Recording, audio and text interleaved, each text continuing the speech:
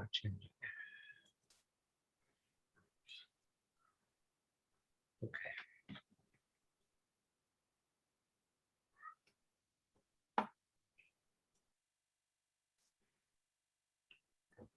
Okay, so I think before I left, we started talking about pride, about gaiva, Mm-hmm. and I believe we got over to the two types of gaiva.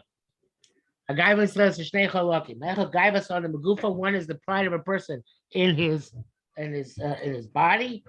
Ba'chelik sheni, and the second one is a gaivas adam, the pride of a person. B'malos hachachma v'maisod, in the levels of wisdom and in his deeds. Now, if you see in the English translation here, the word gaiva has two different translations. It's translated as arrogance and also as pride. And the truth is that both words are necessary in order to define gaiva in Hebrew. In other words, gaiva means a person is not just proud of their accomplishments, but is arrogant about their accomplishments. In other words, a person can be proud in a positive way, but that wouldn't be called gaiva. A person who's proud in a negative way is a person who is proud, but as a result is arrogant. So you can be, let me close the door here, there's a lot of noise.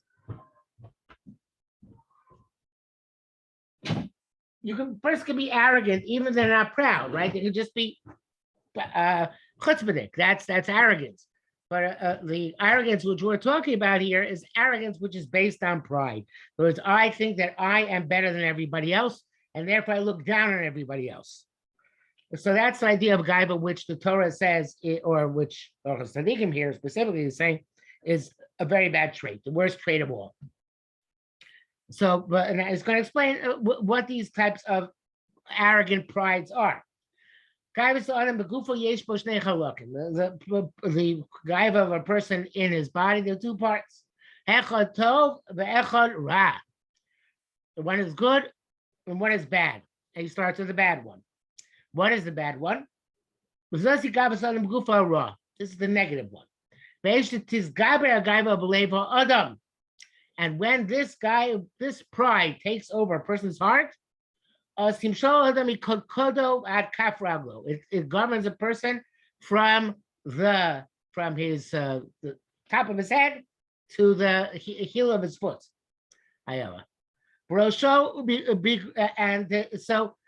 in other words, a person can be proud about all parts of his body or her body, right? So it starts, and the first pasuk actually now is about the girls in Sion before the destruction of Beis Hamikdash. You'll see, like it says, Yanki Gavu Benos Sion. The daughters of Zion, that means the unmarried girls, made themselves haughty. Gavoa is high, or haughty means in English, in a negative sense, making themselves high. But they went with stretched necks. You know, when you want to portray somebody who's very arrogant and proud, you portray them with stretched neck, as if they're looking down their nose at other people. So he says that a person can display pride in their neck. Because of glove, a person can display pride in his hands and feet. It says, "Al to be any regal gaiva, the foot of arrogance should not come in my house. Yarashayim al tanad neni, and the hand of Rishayim should not move me, should not make me wobble." So a person can display gaiva any way with any part of his body. And something, particularly if you take a look now the Olympics, right? People have special talents with their arms, special talents with their legs, special talents with their bodies, special talents with their heads, with their everything. And a person can use that as a way to be arrogant. While regal gaiva, and it says that because of using her legs in an arrogant way, then Sham Bas Rabbi Chanina ben Trajan, the daughter of Rabbi Chanina ben Trajan, was punished. She had a decree from Shemayim that she had to sit in a place with women of ill repute, as they say. In other words, a house of prostitution. because once she went in front of the great people of Rome, how beautiful are the steps of this girl. Now, I assume it's talking about the way she walked. And she walked in a way which is very alluring to the great men of Rome. Very, but that in itself is not the problem. Okay, one can walk in an attractive way, and perhaps you're it's not your fault. But then she, after she heard that, she made sure to step in an even more attractive way. So therefore, the idea which she's being punished for, or the thought she's being punished for, is not the original one, but it's the one in which she heard, oh, I have this great asset. I'm going to make sure that it is even more on display. And that type of arrogance, pride, was bad for her. Beinaim, person could also use their eyes. See, Beinaim Ramos. So again, the Beinaim Ramos, we say that in Vidui on Yom Kippur, Beinaim Ramos. It means, again, refuse to look down on people. We look, but it's not literal, it's figurative. It means I always look up because the little people didn't count.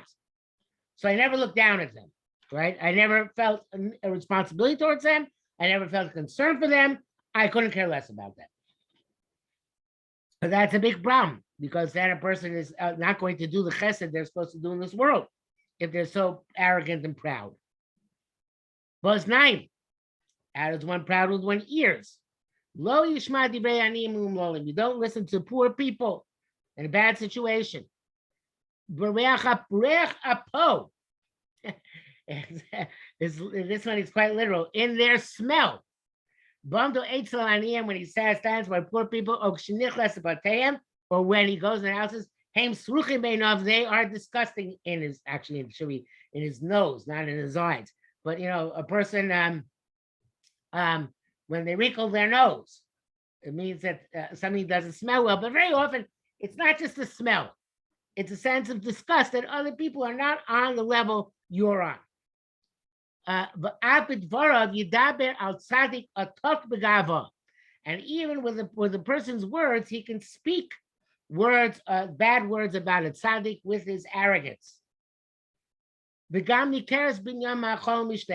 Also, a person's arrogance can be in what he eats and what he drinks.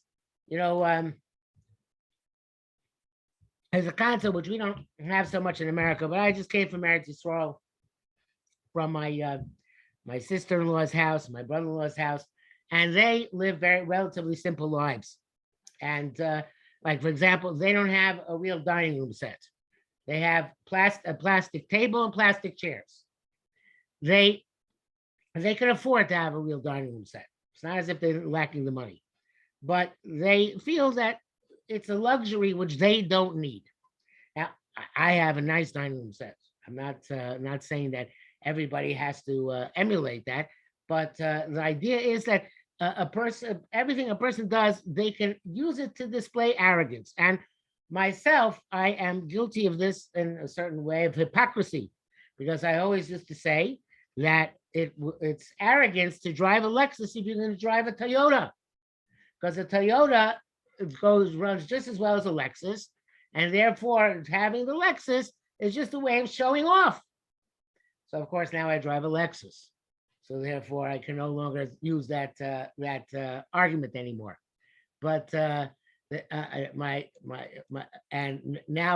rationalization is that, well, the Lexuses are better cars than Toyotas, but who knows? Maybe I'm just about gaiva, right? It's not, a person can use anything l'shem shamayim or use it for the purpose of gaiva, a purpose of arrogance. Yeah. But like, if you like, how do you like make Shabbos like holy and special if you're just all the time like being like, oh yeah, I can't whatever get that because I'm gonna use it for gaiva or whatever. Like, that is a very tough call. It's not simple. I don't have a good answer for you, because really it requires a lot of thought on your part. A lot, and it's unfortunate that the word in English, which they use in order to describe girls who look good, is attractive. I can't, that's a very bad word. because attractive means to attract attention, right?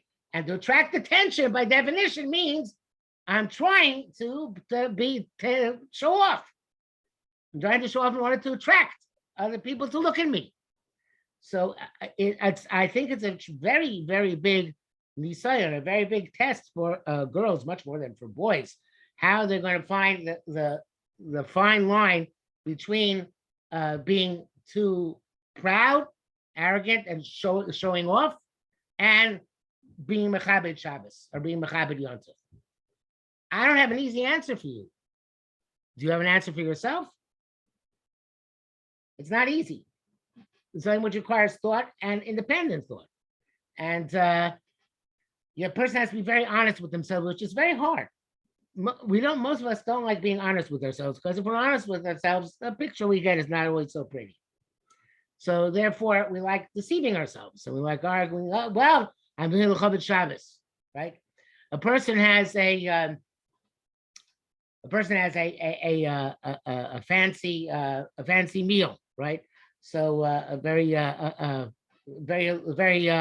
luxurious food. Is he really doing for the honor of Shabbos, or is he doing it in order to show off, to show how much he can afford, or how much luxury he can indulge in? It is an issue, and that's what he's saying here. He goes. He has a chiddush here, though, which I don't know if I don't know how I relate to this. He says, the clothing which are clothing of arrogance, the way non-Jews dress. You know that I've told you, right? The Shulchan Aruch says that you're not supposed to wear red, right? Because non-Jews, it's chukos hagoyim. Non-Jews wore red. And the question is, why is it chukos hagoyim? But why were they wearing red? So red attracts attention, right?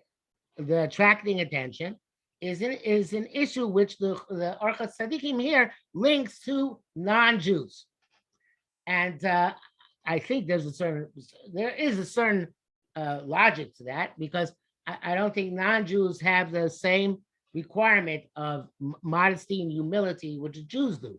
I don't think it's stressed as much. Of course, there are groups of non-Jews who do stress that, but the ones who do usually got it from us, like certain types of Christians and Muslims. The non-Jews before Christianity and Islam, I don't think they ever stressed humility as being an important thing. I don't think that gaiva was a problem for them. So that we're told. So that's what he's saying. A very big chiddush. Saying, don't go in the pathways of the non-Jews. Don't follow. Don't go in their ways. Means their laws, but means the way they conduct themselves. Be careful that you might stumble after them. It's all one thing which is being worn. A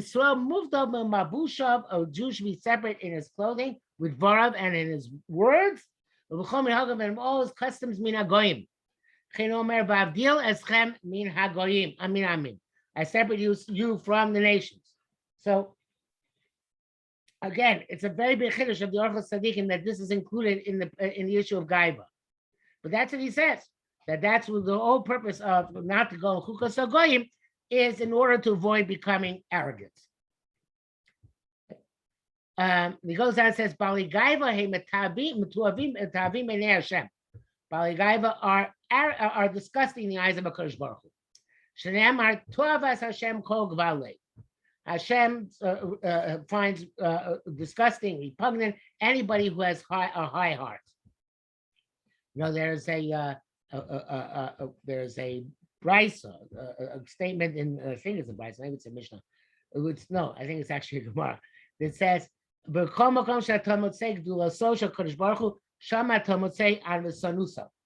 place that you find the greatness of Kadosh Baruch Hu, you find his humility. In other words, Kadosh Baruch Hu says, I do everything for the world. And I'm not arrogant in the sense that I wait for everybody to praise me, or I expect people to recognize how great I am before I provide life and sustenance and meaning for people in this world. And I'm concerned with everybody, from the richest to the poorest. So Hashem says, you're about Gaiva, you're only concerned with yourself and how everybody else can fit into being your a tool for your purposes. Then that's disgusting. It goes against the whole purpose for which I created you. Such a person is allowed, his Yetzirah is allowed to overcome it. The Gemara says that you can't defeat the Yetzirah unless Hashem helps you out. So if a person is about Gaiva, Hashem doesn't help him out. Right? A person is about Gaiva says, I'm on the top of the pile. I don't need anybody else. I don't want anybody else. Hashem says, okay, don't need anybody else. You don't want anybody else. You're not getting any help from me either. Because he's discussing Hashem. Now here it gets really, really difficult. But I feel even let's say you are the nicest person to everybody else. You never arrogant to anybody else. Not in the way you talk, not in what you do. Nothing. But only in your heart, you're arrogant and proud over everybody else. He's called disgusting. It's disgusting eyes of Hashem. Anybody who has a high heart, I feel even his heart, only his heart is high. Nikra Toeva. It's called disgusting. There are a lot of people, I think, who make it who are able, when they're relating directly to other people, to act polite, nice, humble, pleasant. But they're not, it's not that that's really them. As Gemara would says, in three things a person is recognized. When he has to spend money, what he spends money on, when he gets angry, or when he gets drunk. Because usually a person has this covering. A person is able to cover up very well. And you don't know what a person's real personality is until you see them in one of these situations where they have to spend a significant amount of money, what they're willing to spend money for, when they get angry, how they get angry, what makes them angry, how easy they are to calm down, and when they're drunk, because then all the barriers are down. So very often we think that other people, we are able to make other people think that we are good people by putting on what's called in English a facade or a false front. So the idea of Musar is that you shouldn't just put on that facade, that exterior niceness, politeness, whatever, but it actually becomes you in your heart. And the Orchos Tzaddikim is saying, anybody who's proud in their heart, that's a problem in and of itself. And I want to clarify this, although I think he does it later, but let's put it, let's mention now. Moshe Rabbeinu knew he was the greatest human being ever, right? And Moshe Rabbeinu is still called the greatest Anav, the most humble person of any person. How can it be? What do you think? I'm asking you. How can Moshe be the greatest Anav, the most humble person, if he knew he was the greatest person?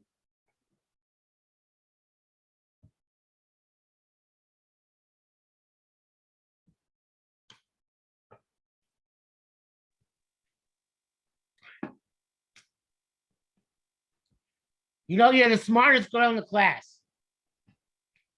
How can you be an Anav?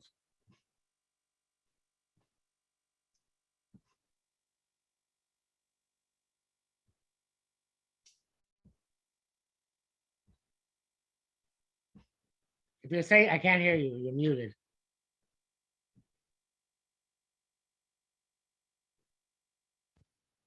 Think. Can you hear me now? Yeah, I can hear you now. Okay, fine.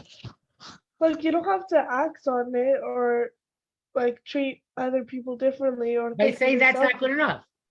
You say that's not good enough because that's you still in your heart. You still have Gaiva, right?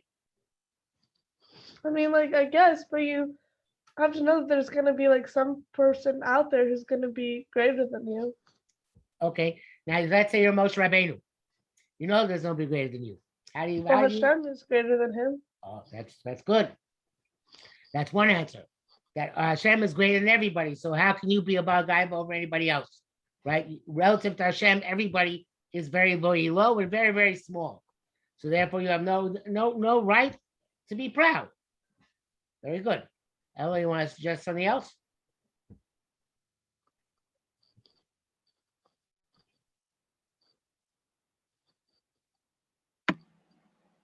Well, maybe he even though maybe he didn't actually think he was the greatest person ever. Like, someone who is great doesn't always know that they are. Let's say hypothetically that you were the smartest in the class. What attitude would you take to remain a humble person?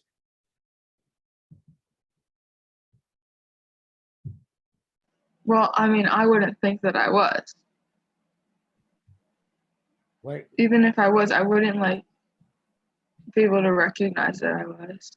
So that's that. Yeah, one could say that. Okay, I would never think of myself as the best person in the class, and that also works. You're right. There's a person who never think of themselves that way. But I think that the answer is that perhaps a better answer is that, and this is the answer given by another Muslim Sefer, Cholos Habamos. The fact that you're smarter than everybody else means you have more responsibility than other people. You have greater potential, and you might be achieving much less with your potential than the person who's not so smart is achieving with their potential.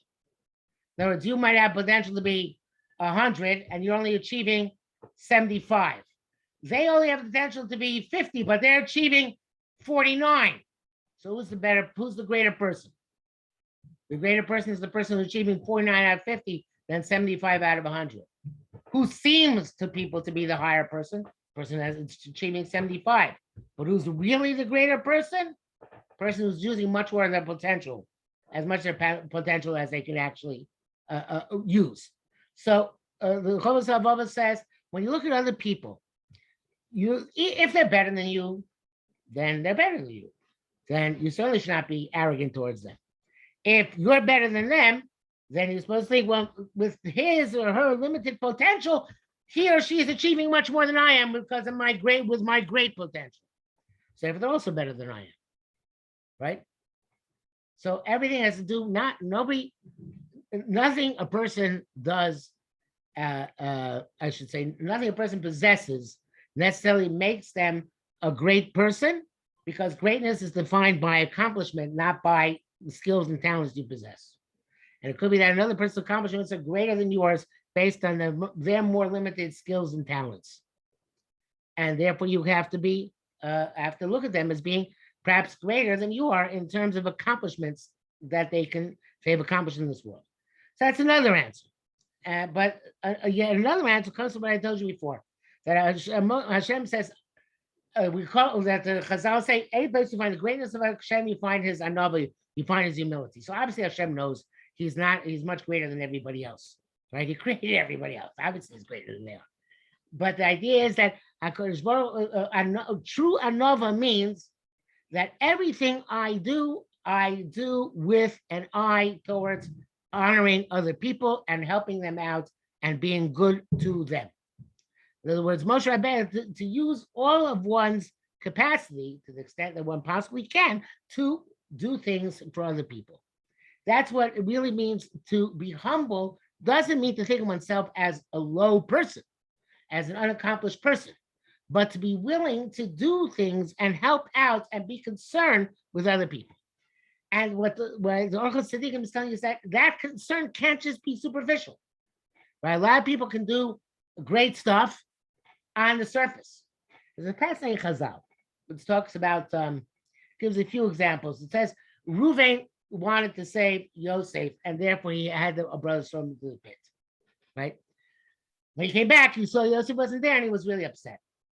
So Chazal say, if Reuven knew that this would be written in him in the Torah for all generations, he would have gone to tremendous efforts, done much, much more in order to try and save Yosef.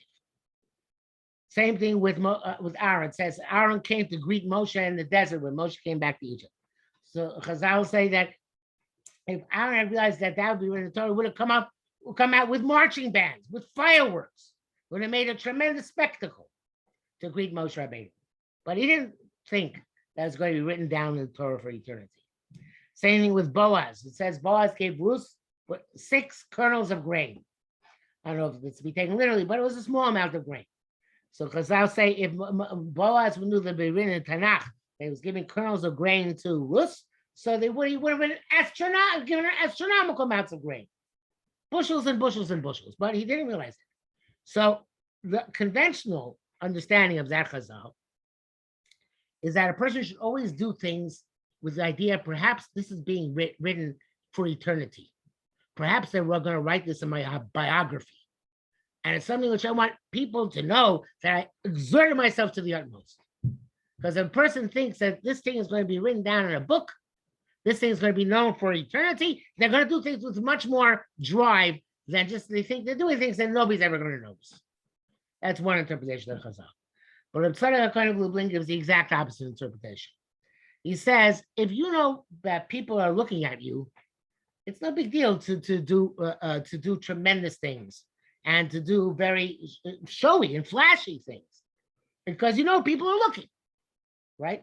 So you know people are looking, so then of course you're going to act way above and beyond your normal pattern of behavior, because you know people looking, you know it's going to be written in the books, you know they want to write a newspaper article about you, a book about you, so of course you portray yourself in the best possible light. What really determines, and that's a Chazal saying in a negative way. In other words, what they would have done had they realized that this is being written down forever, that wouldn't define them. What defines Ruvain, Aaron, and Boaz is what they did when they thought nobody was looking. And the fact that they did the right thing, not to the same extent, of course, because it was being done without the publicity. But the fact that they did the right thing, that in and of itself shows what great people they were. When you don't think anybody's looking, you don't think it's going to be written down, and you do the right thing, then, and what you do then, it's kind of like we said before about the Nikor, you also Nikor, you recognize when you do things and you don't think anybody's going to find out about them. Because you think people are going to find out about them, so then of course. You know, there's a story, there's a commentary in the Mishnah office which says, anybody who runs after kavod, he'll never get it. And anybody who runs away from kavod, so sofa kavod lovo. Eventually the kavod's going to come to him. So once the chassid came to his Rebbe and said, Rebbe, my whole life I've been running away from kavod, and it's never come. Mishnah Nova says if I run away from kavod, it's coming to me, but it never came. So what's going on? So the Rebbe says to his chassid, he says, yeah, but the thing is that while you were running away from the kavod, you're always looking over your shoulder to see if the kavod's following you, right? And that way the kavod doesn't come. The idea is to run away from the kavod without looking behind it to make sure the kavod is following it, to check the kavod is following you. So again, there are people who run away from kavod, but at the same time, they're doing this. They're doing it in a way that they hope everybody's going to realize that they're running away from kavod, right? Everybody's going to see, look, he's such a humble person. He runs away from kavod. And so what he's saying is that a person who has the right attitude, which is the attitude of I'm here to do the right thing for other people in his heart, even if he doesn't show it, right? That in of itself, and what he does when he's not on display, that shows whether he's an honor or not. So according to this definition, which I'm saying now, what it's in the heart, a person has to think, I really want to be sincerely devoted to others and to their benefit. That's who I am. And then if he has the opportunity, he has the opportunity. If he doesn't have the opportunity, he doesn't have the opportunity. But but the Orchos Tzaddikim is saying here is that in terms of Musar, it's what goes through your heart. How you act influences your heart. But it's really what's in your heart which defines a person. Okay? Rabbi said, because Zal said also, anybody who has a haughty spirit, Kilu Oved Avodas said, worship as if they worship idols. See, it says Tov as Hashem Kol Balei, because it says it's disgusting to Hashem or anybody who has a high heart. We'll see, possible it says elsewhere, Lo Savi Tova B'Tzecha. Don't bring something disgusting in your house, and there's referring to Avodah Zorah. So it's a person who's arrogant and proud is like they serve Avodah Zorah. So the Bali Machshava, the sources say that if a person's a Baal Gaiva, they're really worshiping themselves. They're not worshiping Hashem, and that's what it means to be an Avodah Zarah. We worship and all of us are guilty of this at some time. The idea is to try and diminish the times we're guilty of it, but not to serve ourselves, right? We're not here to serve ourselves. We're here to serve Hashem and serve others. But a person who serves himself, he's made himself into an Avodah Zarah, right? So therefore, a person who's a Baal Gaiva is an Avodah Zarah. Yes, some say Kilu Baal Arayos, as if he had relations with forbidden relations.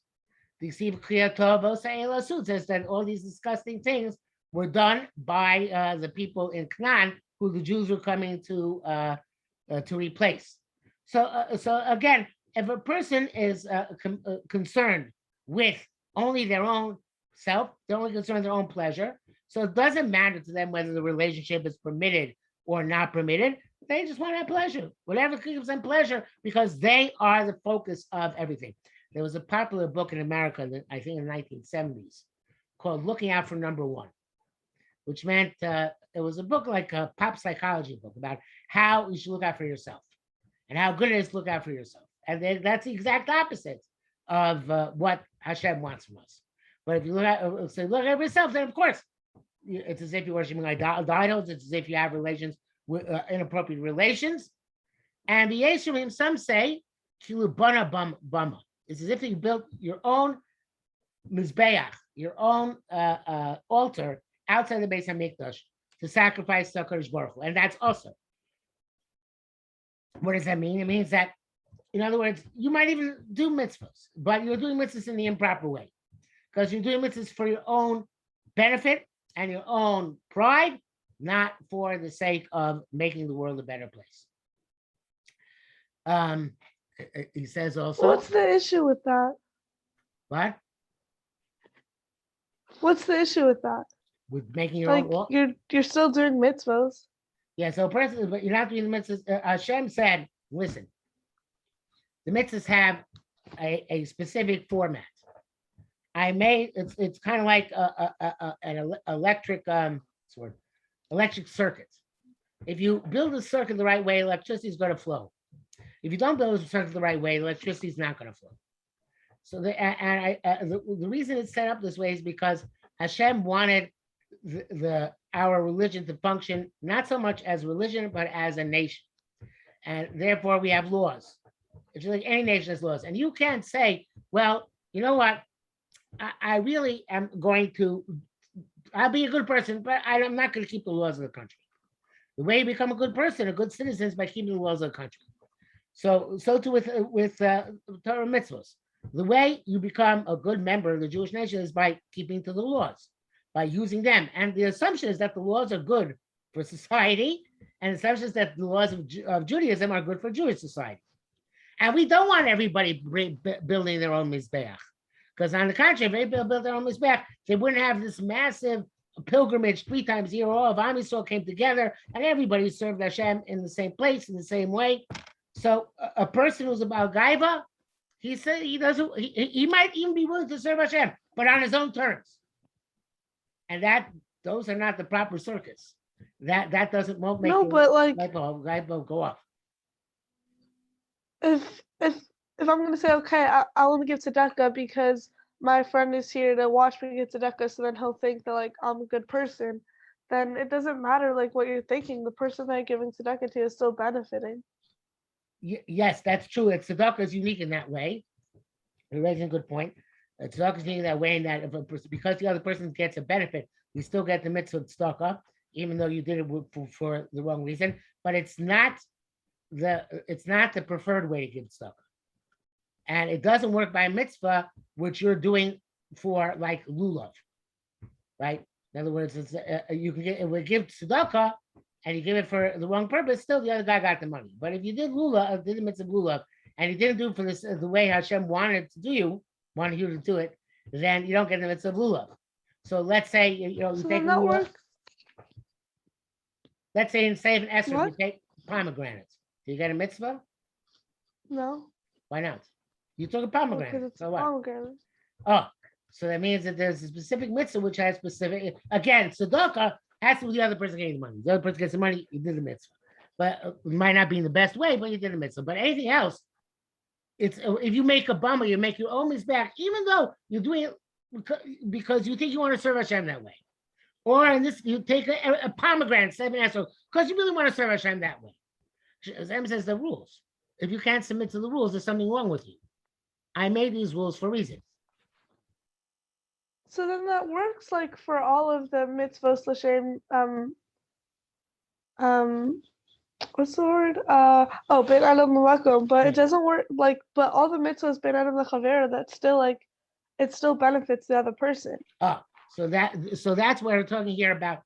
Midos are not the same thing as mitzvahs. In other words, I said before, you get the mitzvah of tzedakah. Even about gaiva and you do a mitzvah of chesed, right? You get the mitzvah of chesed. But the Orchos Tzaddikim is talking about what makes you a good person inside. And the mitzvahs were given to us not just in order to collect the most mitzvahs we possibly can, and he who gets the most mitzvahs wins, but it's given in order to make us better, good people. And therefore, it's just as important at the same time as you do mitzvah, probably more important, to make yourself a good person. There's a case in Torah itself, which is good to remember. If you have two people whose donkeys are collapsing under their load, and one of the persons is your friend, the other person is your enemy, who are you supposed to help first?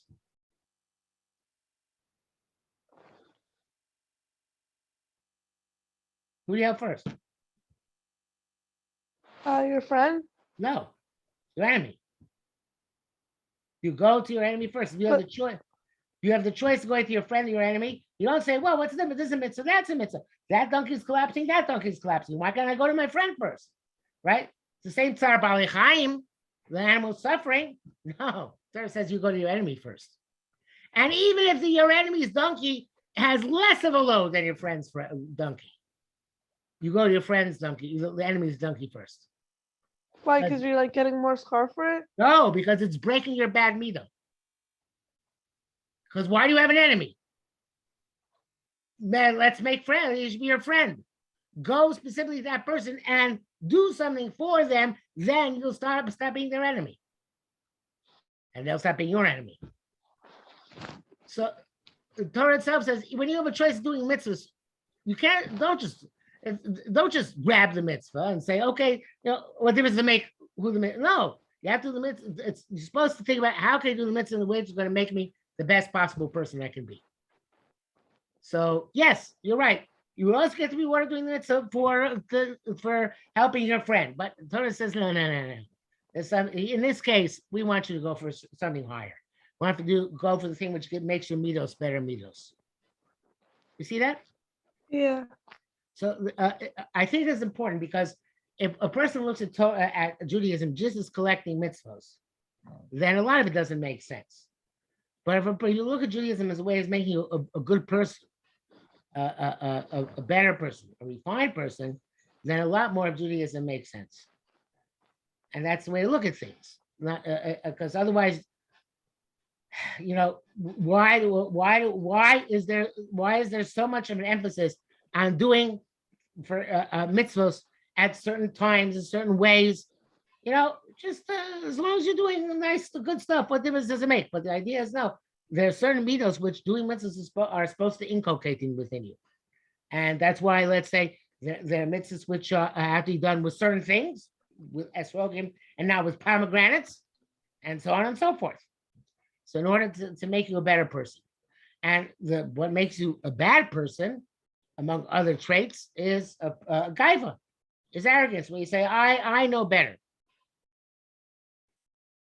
Make sense? Okay, so in general, he says,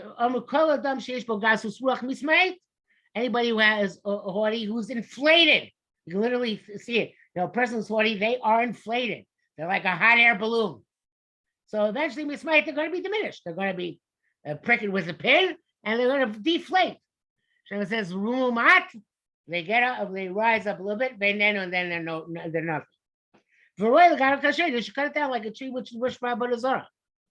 Shemite says, "Varame akoma geduin." Those who are high, make them those high, they're going to be chopped down. Vein faro ninar, and his dust does not get up for Tchias HaMesim. Shechina mi'alaslav, and the Shechina mourns him. Amar Kadosh Baruch Hu, ein ani v'hilu cholim l'du b'olam. I can't live in the world with him. Shemite says, "Gavai nine b'chav leiv." Somebody is high of eyes and wide of heart. Ito lo uchal. I can't be with him. So Kadosh Baruch Hu says, "There's no room in the world for me and for me and the other person."